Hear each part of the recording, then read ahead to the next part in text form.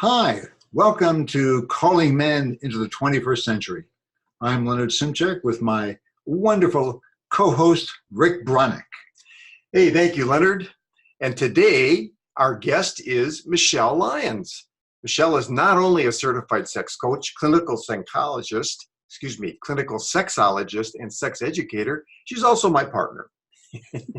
Michele holds a master's degree in expressive arts therapy. She combines expressive arts with sex coaching, and she is the only and the first expressive arts sex therapist in California. Utilizing the arts, she guides her clients to discover their full sexual expression. Michele works with individuals and couples in her private practice in Carmel Valley near San Diego, California. She also offers workshops and talks in the greater San Diego area. Michele can be reached at coachmklyons@gmail.com, and her website is michelelyons.com. And with that, I'd like to welcome my friend, our friend, and expressive arts sex coach, Michele Lyons. Welcome, Michele. Hi, thank you for having me on the show. I'm so excited to be here. Well, we're excited to have you here too, Michele. We have so much to learn from you, and so I thought we're going to just leap right into this. And can you just share a little bit about your business and your work with men? Yes, I'd love to. First of all, I want to clarify that I am a sex coach, not a therapist. A coach works with people who want to change their behaviors.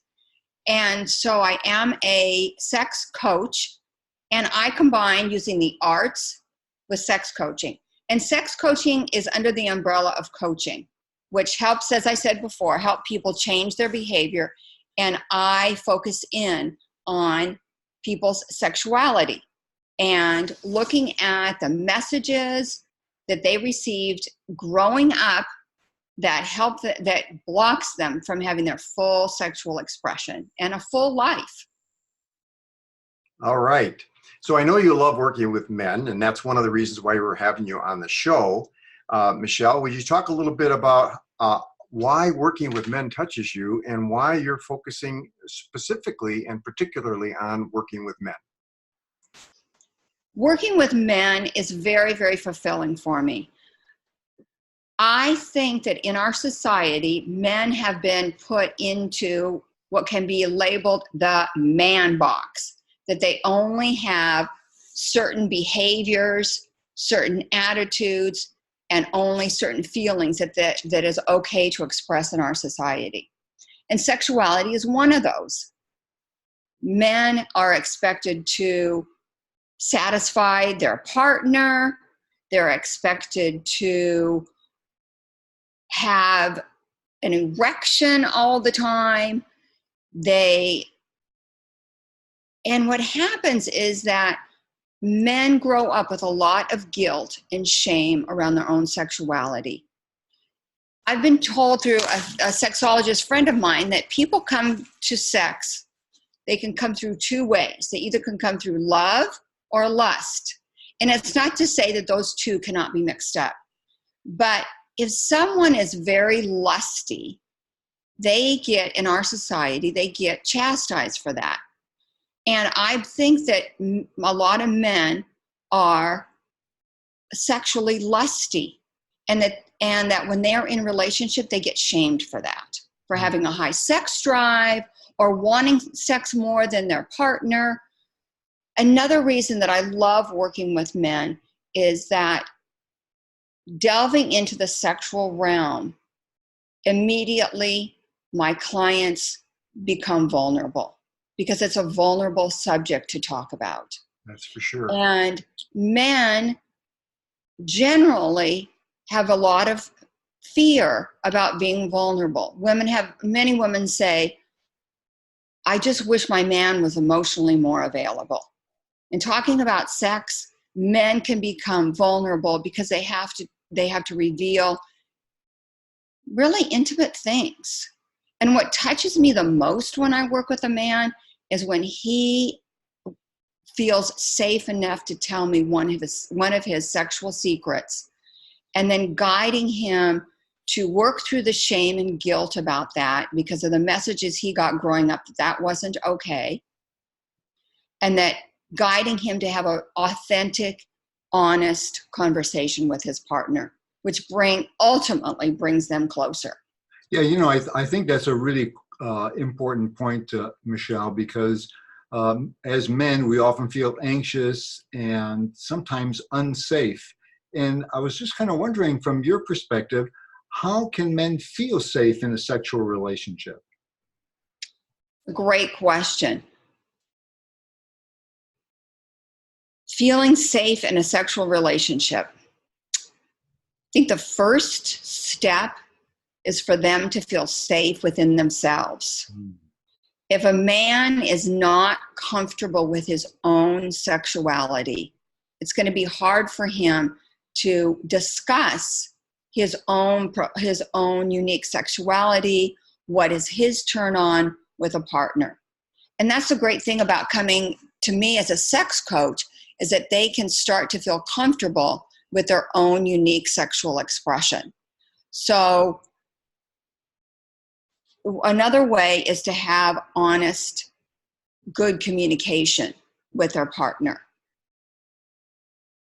Communication is an emotional skill. And coming to me, I can teach how to be vulnerable, because they have to be vulnerable with me, and then that gives them a role model how to be vulnerable with their partner. Well, I think that's so important that you're providing a container for men to get together and feel safe. I know, Rick, in our work with men, men traditionally tend to joke about sex. When we feel inadequate, we try to talk about our performance. And there are very few occasions where we can really speak authentically, Right. honestly, openly about our sexual fears, anxieties, and when we aren't performing, or when there's a biological problem or emotional problem, we often don't share that. In fact, Leonard, we thought that was so important that we created a whole chapter in our book about it. And in that chapter, we have written a declaration of male sexual rights. We're not going to go through those now, but one of them, number 2, is to feel safe in sexual relationships. Exactly what you're talking about, Michele. Yeah. And that is so, and I think that also goes into how men can be responsible in the Me Too movement now, is that to learn how to talk about sexuality in an authentic way, in a real way, not just bragging about how many conquests they've had, or their size, or how good looking they are and how many women they've dated, but to be able to have an authentic conversation with a woman about their fears, about their inadequacies, their insecurities. And that is women love that. Women are dying for men to be authentic with them, for men to be vulnerable, to show their underbelly, to show their soft spot. Mm-hmm. And when men do that, it gives women the permission that they can do that too.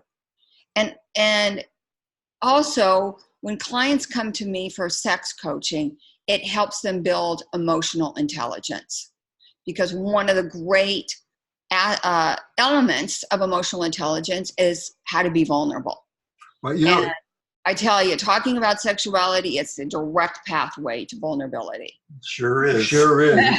True. And, I know you kind of highlighted, especially in the Me Too movement. I mean, I kind of find that men often feel almost shut down because of the fears of the Me Too, and trying to navigate a open conversation about sexuality, particularly in the dating arena, is fraught with a lot of worry and anxiety. We hear this from a lot of men, Michele. What advice do you have? Ask a lot of questions and be willing to listen. Ask women how they want to be treated. For example, even, opening the door for a woman. Some women like that, and some women find it offensive. So having that open conversation, do you want me to open the drawer for you? Or would you rather I didn't open the drawer for you? Having a conversation about who pays for the meal. Right. And not to be afraid of it, to be courageous, to have those conversations, and to know, to become an ally to a woman, that they're, like, for example, in my own experience, I find that men interrupt women a lot, way more than women interrupting men. And many men don't even realize that they're doing it. So having an ally is someone who watches themselves for that kind of behavior. And also, if it happens with another man, to call out, to tell that other man, you know what, you just interrupted that woman. That, I think, is really important, to become an ally, to ask questions, be curious, and to listen, and also to respect the woman's opinion. Those are great questions. And I was just paying attention because I didn't want to interrupt you. Great advice. And I think that obviously men come to you when they're having some difficulty. It could be performance issues. It could be an anxiety issue. And I think we were sharing a little bit about, it could be the biology, it could be our psychology, or it could be the relationship. It's complex, and it probably weaves all three of those into any particular problems. What's been your experience? Well, I have my clients, if it is, like, for example, erectile dysfunction. If a man has early ejaculation or has problems not being able to hold an erection or get an erection, I always have them have an appointment with the urologist to find out if there's any medical problem going on. And from that, if there's not a problem medically, then we can go on to what's going on psychologically, emotionally, what's going on in the relationship. What are the trust issues in the relationship? And especially, for example, with early ejaculation, I don't like to call it premature ejaculation. That sounds like something's wrong. But early ejaculation, it could be that it happens over and over again, and then the man is afraid that it's going to happen and has anxiety, which creates a vicious cycle of a self-fulfilling prophecy. So we talk about how to talk to your partner about it, and how to collaborate in this challenging situation, and what could be some of the solutions together, that a man is not completely responsible for the woman's sexual satisfaction.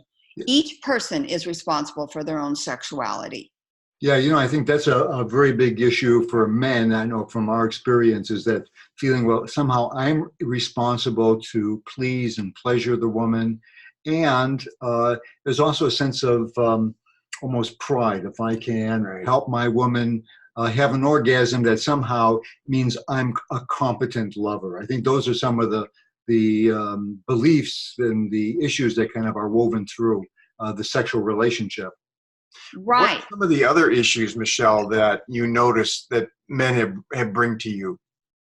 Well, I wanted to go back to what Leonard said about the performance anxiety, because and that's another reason why I love working with men, is that men are under a lot of pressure to, as I said before, to be a certain way. And that's what gets so many people in trouble. And to dissect what is performance anxiety and what's the reality. Because as we get older, we need to have a new vision of our sexuality. Excellent point. Men and women compare their sexuality to when they were young and what it looked like. And as we get older, and even as the years go by, our sexuality changes. because our bodies change. So how can I help my clients as a sex educator? This is where my sex education as an educator comes in, to educate them that sexuality is much bigger than just penetration and climax. There's a whole lot more to it than that. And Rick, ask me your question again. Well, there I probably interrupted you and didn't wait for you to finish. My question was, what are some of the other issues men bring to you besides early ejaculation and erectile issues? It could be, a big one is uneven desire in the relationship. Usually a man has more of a desire than the women have in their relationship. So how to rectify that situation? What's going on in the relationship? What needs to be said in the relationship for the two people to get back on the same page around their sexuality? Are there other emotional issues in the relationship that are not resolved, so that sex becomes a bargaining chip in the relationship? Sure. Yeah, but, you know, So uneven desire, men who have what's called non-vanilla sexuality, where their orientation is broader than vanilla conventional sex, which is usually climax and penetration, who want to explore kinks, fetishes, BDSM, or who have that propensity, who love that, and are with a partner who has no clue how to incorporate that into their relationship. Or they've never even told their partner that they have these desires and these interests. so, you know, I can help him. I can help a man become comfortable within himself about his own unique sexuality and his expression, and then how to bring that to the partner. yeah, so, you know, I want to go back to this uneven desire. I mean, as a therapist, I work with a lot of couples, and often couples will come in and there's one partner that's more dissatisfied than the other person. So there's either frustration or dissatisfaction. One may, from our perspective, we just call it, you know, I know you probably don't refer to as a higher or lower libido, but one has a greater sex drive and one person is more frustrated. And the person who, in some respects, has the lower drive, has a little bit more power in the relationship. Yes, that's so true. I have found that with a woman that I worked with, who there was uneven. She was the one who had low libido. And basically it comes with, she was the gatekeeper of the sexuality in the relationship. And it was a big aha to her that she realized how much power she had in the relationship. And that's another reason why I love working with men, is because men get trapped in staying in a relationship where they are not satisfied sexually, and the woman is holding that over them and is a gatekeeper to their sexual satisfaction. And I just don't think it's fair that happens. And obviously there's a lot of other stuff going on in the relationship that it's come to that point. And both of them have equal responsibility to bring the relationship back to an honest conversation about, what do we want sexually? What do we want intimately? What do we want our connection and our honesty to look like? How deep do we want to go in our relationship? And sexuality is a great place to start. Because I tell therapists, sometimes therapists have too much on their plate to talk about with their couples. There's so many issues that they never even get to the sexuality, and that they can refer out to me to talk about that specific area of a couple's life. Fantastic. And I know that recently you shared a quote with me about sexual satisfaction in a relationship and the quality of life. Do you remember what that was? Oh, yes, yes. Being fully human is equal to being fully sexually expressed. The Wow. more sexually expressed we are, the more full we are as human beings. Thank you. Great. And, can you share an example of, let's say, a man coming to you with a really successful result? Yes, I'd love to.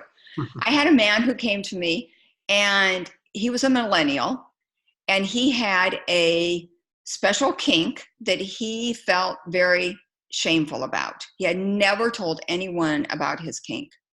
He was able to talk to me about his kink. We did some psychodynamic expression for him to get the shame out. We did art around his shame, and he had dating anxiety that was also wrapped up in his shame around his kink. And so we worked on him accepting his kink, that it was a very essential part of his being. And lo and behold, he started dating.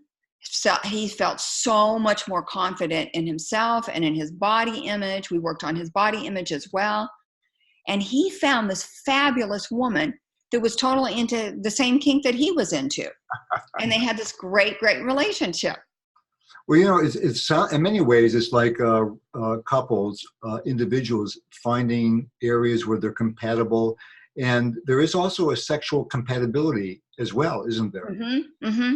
Like your example. Mm-hmm. There is a sexual compatibility. And if it, on the surface, if it doesn't seem like there's a sexual compatibility, there are ways to have couples become more sexually compatible. It's not a black or white. It can be a both and. Because each person can grow and develop sexually. Most people are not developed sexually. Our bodies develop, we develop intellectually, we develop physically in regards to, say, sports, or our talents. We develop our talents, but most people are still in maybe teenage, early 20s, developmentally sexual.